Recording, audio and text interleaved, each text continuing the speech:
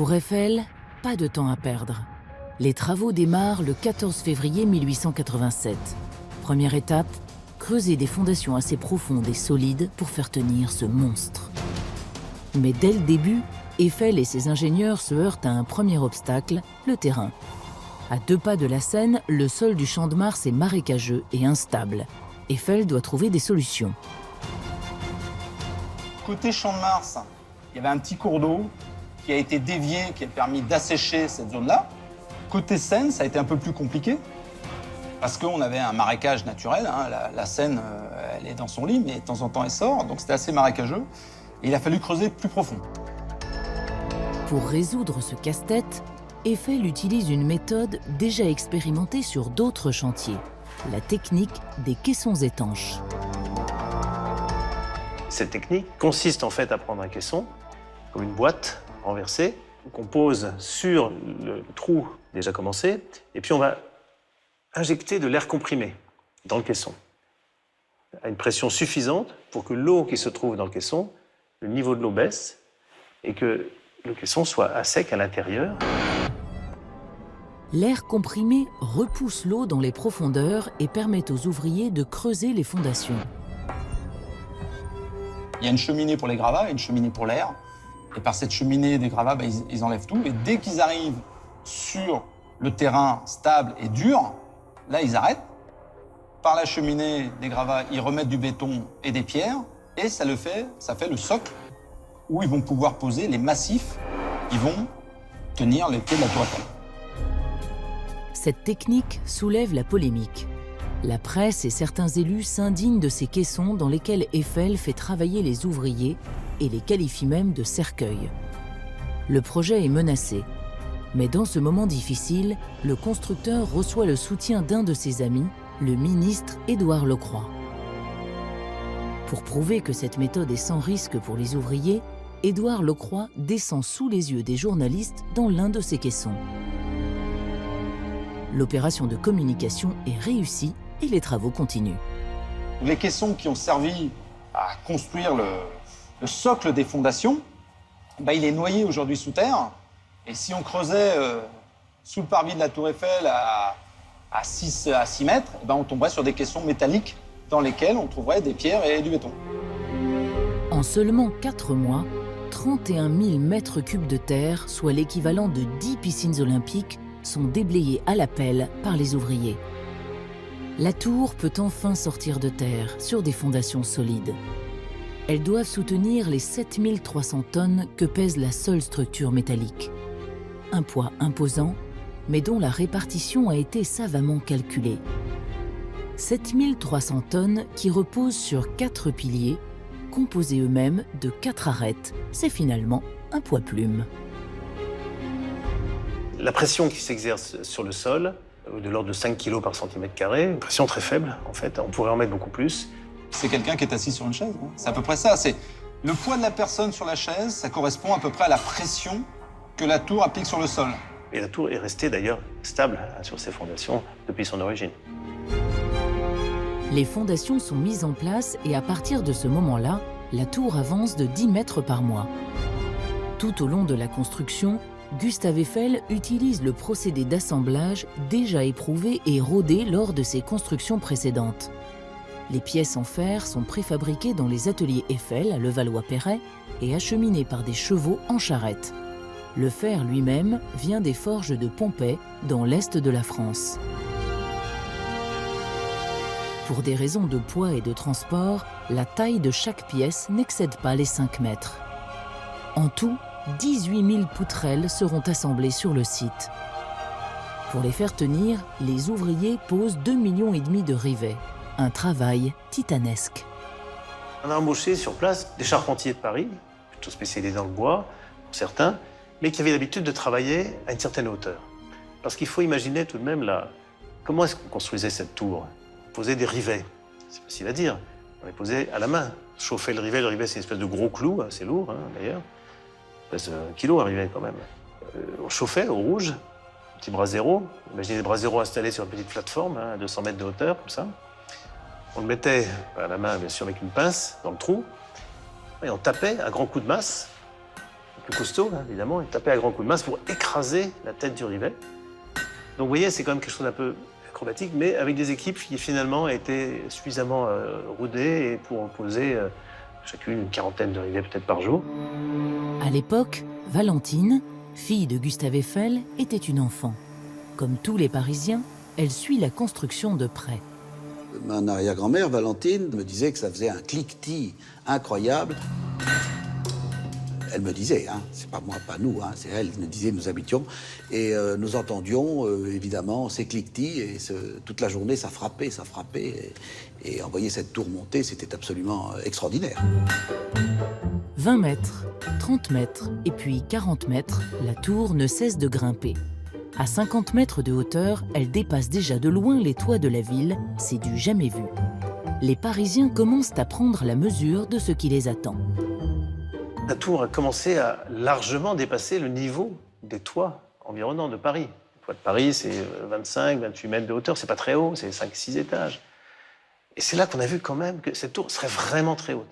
Et c'est là qu'il y a un certain nombre d'artistes, mais d'éminents artistes, Maupassant comme écrivain, Gounod comme musicien, Charles Garnier, l'architecte de l'Opéra de Paris, donc des grands artistes de l'époque, se sont fédérés pour signer ensemble une pétition, appelée la pétition des artistes, contre la construction de la tour.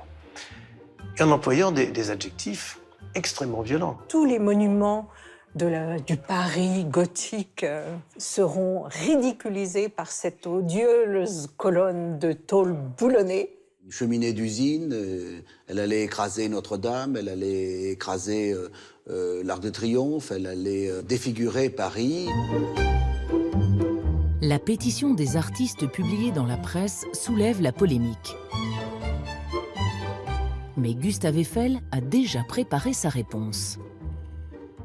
Et donc lui explique que la beauté de cette tour, ce sont ces lignes, et que ça vient de la conception de l'esprit d'un homme, et qu'elle se matérialise grâce à ce jeu avec le vent et avec les éléments.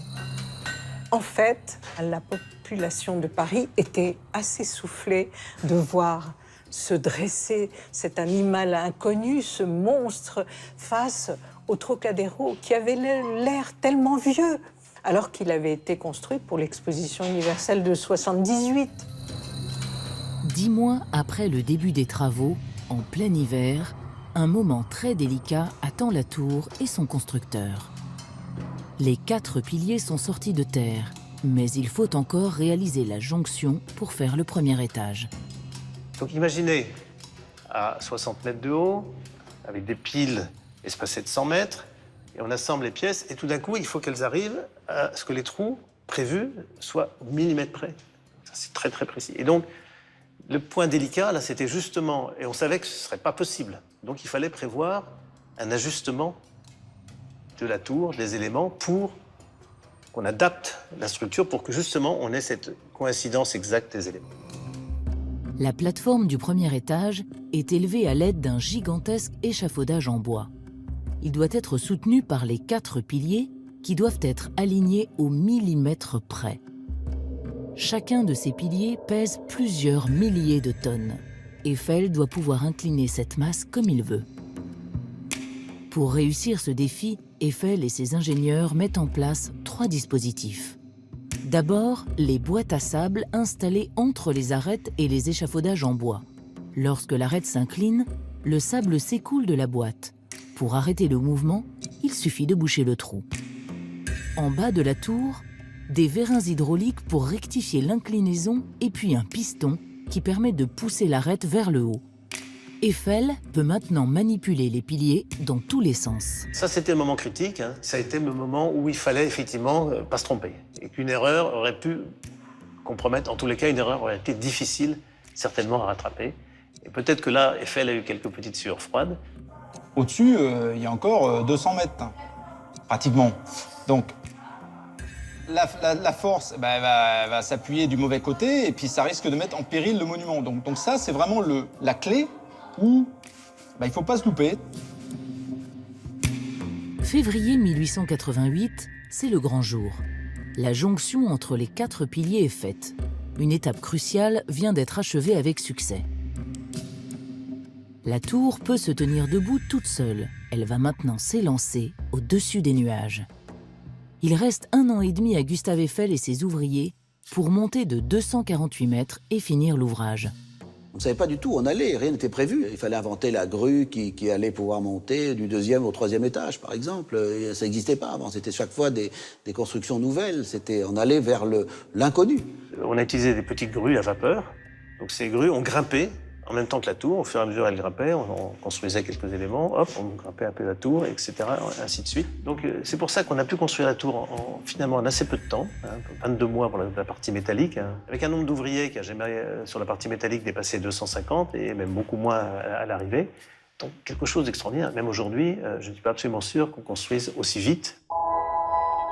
Le 2e étage voit le jour au bout de 15 mois, à 115 mètres du sol. Les 4 pieds se rejoignent définitivement. À partir de ce moment-là, la tour prend la forme d'un pylône. Et après, le restant, pour monter jusqu'au sommet, là, on est dans du vertical quasiment pur. Là, ça devient un jeu d'enfant, quoi. On met une cornière, on met 2 rivets et on continue à monter, et ainsi de suite, quoi. Arrivée à 170 mètres de hauteur, la tour devient la plus haute construction du monde. Elle dépasse désormais l'obélisque de Washington d'1 mètre. Et ce n'est pas fini. Il reste encore 130 mètres à construire. Les ouvriers travaillent 16 heures par jour, par tous les temps, parfois dans des conditions extrêmes. La gestion des hommes est un autre défi pour le constructeur qui doit tenir coûte que coûte ses délais.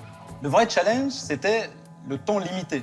Ce qu'il a eu à gérer, à manager, c'est les mouvements sociaux potentiels qu'il pouvait y avoir, parce que l'hiver a été assez rude, donc les gens avaient froid, et qu'à un moment, ils disaient nous, on ne veut plus travailler parce qu'il fait trop froid. Il a évité ces mouvements sociaux en mettant des primes. Il a ajouté des primes d'intéressement au délai de fabrication. Il a dit, écoutez, si on arrive au résultat, vous serez payé un peu plus. Pour gagner du temps, Gustave Eiffel a tout prévu. Il a même installé une cantine au 1er étage pour nourrir ses ouvriers qui avaient l'habitude d'apporter leurs gamelles. Lorsqu'on fait des cantines au 1er étage, c'est un côté, on ne va pas dire philanthrope, bien au contraire, mais malin de dire je vais donner à mes ouvriers quelque chose qu'il n'y a qu'eux qui disposeront de cette vue-là, parce qu'il n'y a pas d'autres restaurants dans Paris à cette hauteur-là. Et pour autant, moi, je vais aussi gagner en termes de rentabilité, de temps, puisqu'ils sont à proximité de leur chantier. Les gens, évidemment, avaient l'impression de réaliser un travail exceptionnel. La seule chose qui était interdite, c'est qu'on ne pouvait pas boire d'alcool, parce que c'était trop dangereux. Il y a eu un seul accident, mais qui était pendant que la tour était d'ailleurs fermée. Un ouvrier qui avait été resté, on ne sait pas pourquoi, ou qui était revenu sur le chantier et qui malheureusement a fait une mauvaise chute mortelle d'ailleurs, mais c'était en dehors du chantier, en dehors du travail. On est à 3 mois de l'ouverture de l'exposition universelle. Il ne reste plus qu'à construire le 3e étage. Une formalité pour ce chantier bien organisé, même à 300 mètres de hauteur. Et pour couronner son œuvre, Gustave Eiffel fait installer un phare au sommet de la tour. Eiffel a voulu aussi que sa tour ne soit pas simplement un monument posé au milieu du Champ de Mars, mais qui ait un côté un peu spectaculaire. Et donc, la lentille de Fresnel, donc le phare, comme le phare marine, quand on est en mer et qu'on voit le phare tourner,